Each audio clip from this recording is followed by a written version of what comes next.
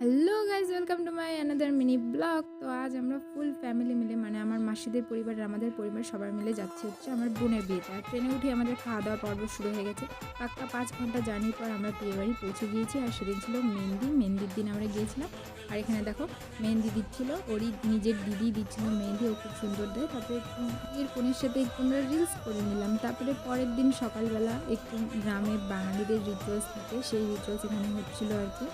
শিলের উপর ওঠে, দিদি প্রথমে কোলে করে নিয়ে আসলো, এখন তারপরে ওর গায়ে হলুদ ছোঁয়ানো হচ্ছিল। তো এটা হচ্ছে বাঙালির রিচুয়ালস। তারপরে দুপুরবেলা আমরা সবাই রেডি হয়ে গেছি গায়ে হলুদের জন্য। আর এটা হচ্ছে আমার মিষ্টি পরি, কি সুন্দর লাগছে দেখো। তারপরে আবার দুপুরবেলা গায়ে হলুদের রিচুয়ালস শুরু হয়ে গেল। আবার দেখো এখানে হলুদ দিয়ে হচ্ছিলো। তারপরে সবাই মিলে আমরা খেতে বসে বললাম দুপুরের খাওয়া।